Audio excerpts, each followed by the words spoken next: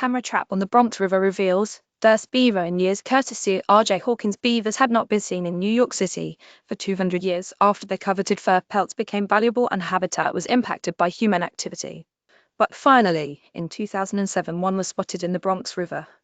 Then the second beaver arrived, nicknamed Justin Beaver, who joined José, the original, and they lived together for a number of years on the river. The last anyone saw them was 2018. They are believed to have passed away, leaving a keystone species missing from the ecosystem.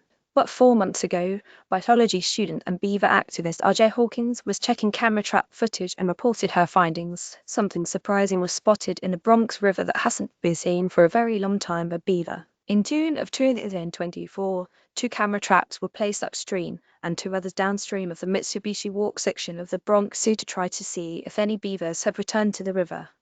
While no beavers were spotted during the data collection near the twin dams, which continued through October, the data did present insight into how impactful dams can be in urban ecosystems. Normally, beaver dams increase biodiversity in an ecosystem by creating pond wetland habitats that weren't there previously.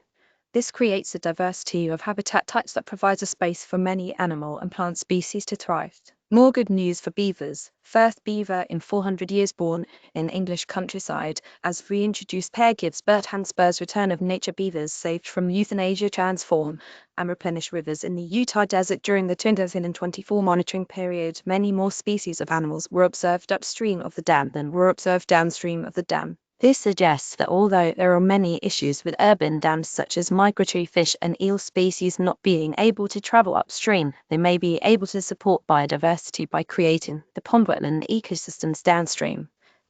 And in places so heavily urbanized such as New York City, this is an important discovery as it shows that these habitats need to be maintained as biodiversity hotspots. In April of this year, new camera traps were set up at the same places again in the hopes that any beavers might have found a new home.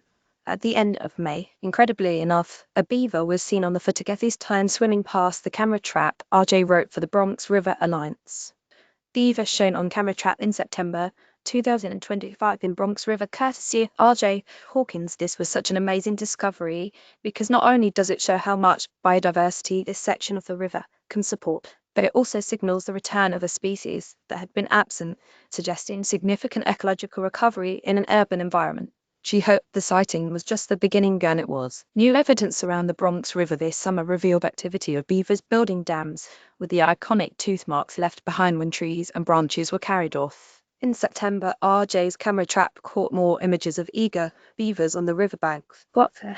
Team rescues baby beaver from River Rapids. It was such a Canadian experience. Tree cut by beaver in September, courtesy RJ Hawkins. In the last half-century, beaver populations have rebounded significantly across the US, with a decline in the fur trade and conservation efforts, and now they are even returning to our biggest cities. New Yorkers need some good news, so share this on social media.